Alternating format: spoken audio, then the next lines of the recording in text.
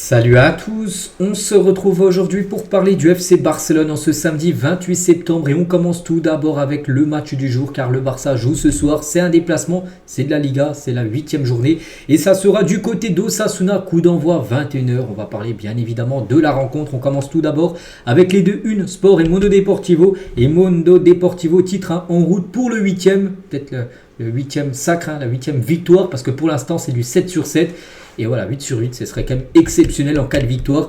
Et prêt pour le record en une du Journal Sport. Pareil, par rapport au record, n'oubliez pas que le record absolu, c'est 8 sur 8. C'était Martino, l'ancien coach en 2013, qui a réussi 8 premiers matchs d'une Liga. 8 victoires, voilà, s'il arrive à gagner aujourd'hui, donc on sera 8 sur 8. Donc le prochain match, en cas de victoire aujourd'hui, prochain match qui sera contre Alaves en championnat. En cas de victoire, ce sera un record absolu dans l'histoire de la Liga. Bon, on est encore très loin bien sûr, parce qu'il faut déjà penser au match de ce soir. Et bien sûr s'imposer, mais voilà, je pense que il y pense et même tout le monde y pense du côté de Barcelone. Concernant Hansi Flick en conférence de presse, c'était hier, on va revenir sur ce qu'il a pu dire. Donc tout d'abord, il y aura une certaine rotation pour le match du jour. Il faut le faire. Nous avons besoin de joueurs expérimentés, Rafinha et Lewandowski. Mais voilà, Rafinha et Lewandowski devraient être titulaires, mais il y aura quand même quelques joueurs qui devraient souffler lors de cette rencontre. Je vous montrerai tout à l'heure la compo. Être l'entraîneur du Barça est fantastique. Voilà. Toujours avec Hansi Flick, il parle aussi de Frenkie de Jong. Je vois beaucoup de bonnes choses à l'entraînement. Gavi se porte également bien. Il accélère le rythme. Ils peuvent nous aider, donc là c'est plutôt une bonne nouvelle parce qu'il dit que les deux là sont proches du retour, De Jong et Gavi qui s'entraînent avec le groupe collectif. Bon, je pense pas qu'ils vont jouer ce soir parce que j'ai pas vu encore le groupe des joueurs convoqués, mais peut-être après la trêve ils pourraient faire le retour les deux joueurs là et ce serait bien sûr une très bonne nouvelle, ça ramènerait deux gros milieux de terrain. Et ce serait bien sûr des gros renforts. Le derby madrilène, qu'est-ce qu'il y pense le gros match demain entre l'Atlético et le Real.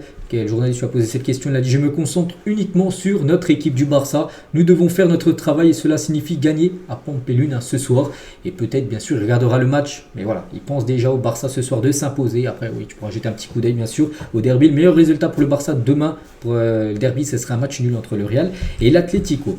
Hansi Flick qui parle de Jules Koundé, donc c'est un grand professionnel. Il veut toujours être sur le terrain. L'entraînement, nous avons dû lui dire que certains jours il ne pouvait pas faire que des traitements. En gros, voilà, qu'il ne faut pas qu'il s'entraîne trop parce que vraiment, Jules Koundé, les gars, il s'entraîne tous les jours, même les jours de repos, il s'entraîne soit chez lui ou même des fois il peut venir, les jours de repos, tu peux venir t'entraîner dans les installations en gros du FC Barcelone.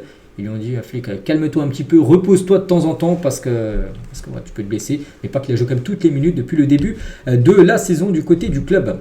Toujours avec Flick, De La Fuente a beaucoup d'expérience avec le Barça en Liga. Il s'est entraîné avec les meilleurs gardiens de but. Donc De La Fuente, c'était un gardien. Bon, c'est rien, mais voilà, concernant à ce qu'il a pu dire. Lors du dernier match, il y avait une bonne connexion entre Inaki et ses coéquipiers. Donc ce soir, ça sera un pas de plus. Inaki ce soir sera de nouveau le gardien avec Ter Stegen blessé jusqu'à la fin de saison. Donc Inaki, bien sûr, ce soir sera le titulaire. Donc voilà, c'est vrai qu'il y en a des fois, il y a beaucoup plus de déclarations. Là, peut-être il y en avait une 7-8, que des fois il y a au moins une vingtaine de déclarations. Donc on bascule maintenant sur la composition probable ce soir pour le Barça. Donc Inaki Pena au but, ça, pas trop de surprise. Donc Koundé, défenseur droit avec Cubarsí, Inigo Martinez et Baldé. Voilà, défense type, on va dire, avec les joueurs aptes, parce qu'Araujo, on sait, il est toujours blessé.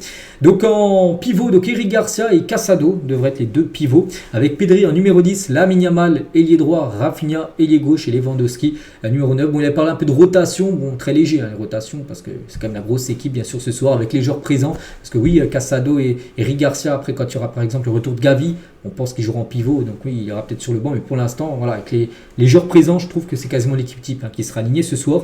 Et voilà, il vise aussi le record, je pense, Flick, et puis surtout, il veut s'imposer. Donc voilà, grosse équipe ce soir. Concernant Ansu Fati, les deux derniers matchs, 0 minutes pour Ansu Fati. Et ce week-end, Ansu Fati retourne à El Sadar, où il a marqué son tout premier but pour le Barça, il y a 5 ans. 5 ans, son premier match au Barça. Enfin, je ne sais pas si c'était ce premier match, voilà, son premier but marqué au FC Barcelone a été contre l'équipe d'Osasuna. C'est un adversaire qui retrouvera ce soir. Est-ce qu'il jouera? Peut-être, parce que d'après Mundo Deportivo, Fati devrait jouer quelques minutes contre Osasuna ce week-end. Bon, il ne devrait pas être titulaire, parce que je vous montrais la compo, mais là, il devrait jouer. C'est avec les deux derniers matchs, 0 minutes de temps de jeu. Là, il devrait jouer peut-être, je ne sais pas, peut-être 20, 10, 5 minutes, 30 minutes. La deuxième mi-temps, on verra. Tout dépend aussi du scénario de la rencontre. Concernant Inaki Pena, d'après le Journal Sport, ils ont des infos que l'idée de Hansi Flick est de garder Inaki Pena comme gardien titulaire pour toute la saison. C'est ce qu'il a dit au personnel des gardiens de but. N'oubliez pas que Snedzi va signer après-demain du côté de Barcelone. Et Snedzi, il a dit, hein, Lewandowski, moi je viens, c'est pas pour être remplaçant. Donc l'idée d'un de ses flics, les gars, serait plutôt de garder Inaki Peña titulaire toute la saison. Donc Snedzi serait la doublure, mais on verra. On verra quand il sera là. Et on verra qui sera le gardien numéro 1. Mais pour ce soir, il n'y a pas de doute, hein, ça sera bien sûr Inaki Peña. On continue, on va parler de ça, les gars, ce qu'on a pu voir lors du dernier match de Ligue des Champions à Monaco de certains supporters, entre guillemets, de Barcelone. L'UEFA a sanctionné le Barça pour le comportement raciste des supporters lors du match contre Monaco. Une amende de 10 000 €, une interdiction de vendre des billets aux supporters pour le prochain match européen à l'extérieur ont été imposés. Vous dites, mais c'est quoi ça? En gros, c'est la pancarte là, noire. Donc en gros, on pouvait lire flic L, hein, rappelant le slogan nazi. Voilà, salut à la victoire. Du coup, pour l'UEFA, bien sûr, ça passe pas du tout. Donc voilà, 10 000 € d'amende et en gros, le Barça ne pourra pas vendre de billets pour le prochain déplacement à l'extérieur en Ligue des Champions. Je ne sais pas trop c'est contre, je me souviens plus c'est contre qui. Bref, voilà. Voilà ce qui s'est passé. Ça, c'est pas très cool.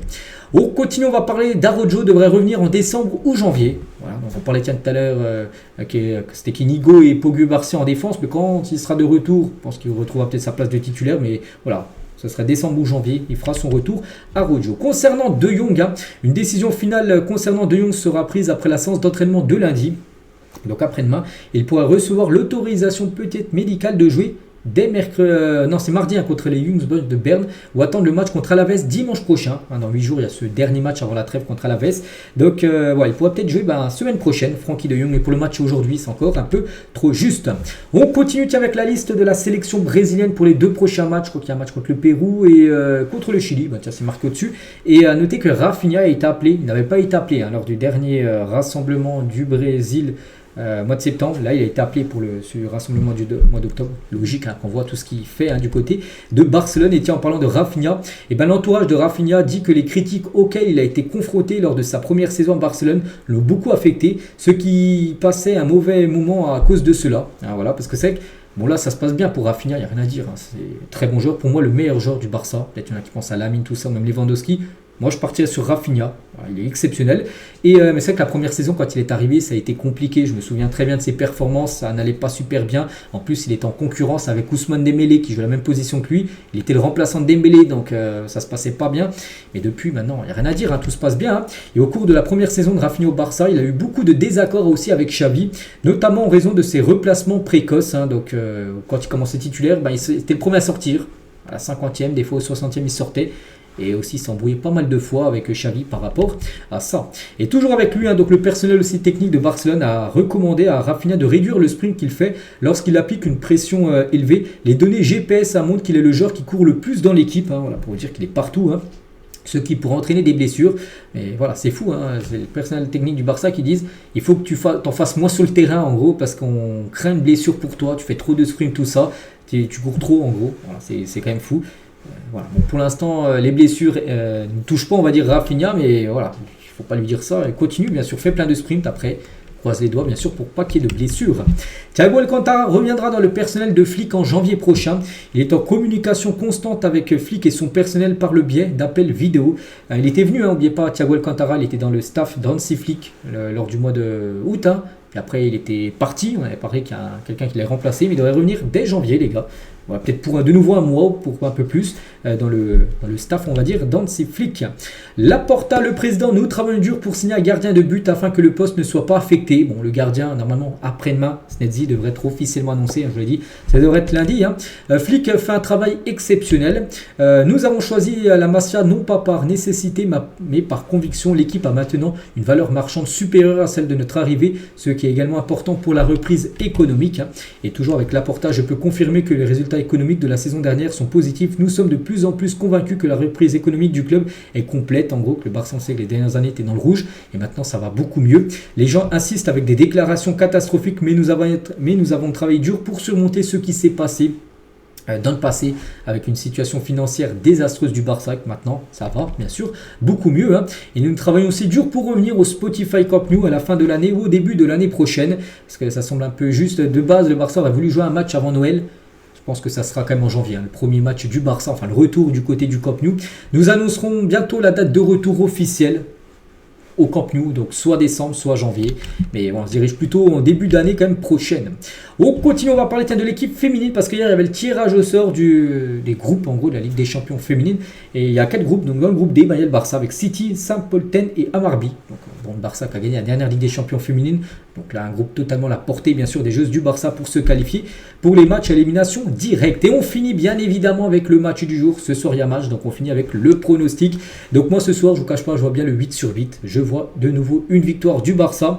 Après le résultat, je partirai sur un résultat de 3-1 du Barça. Bon, ça sera compliqué, Osasuna en plus ils vont vouloir faire tomber le Barça. Personne n'a encore réussi à faire rien qu'un nul contre le Barça en Liga.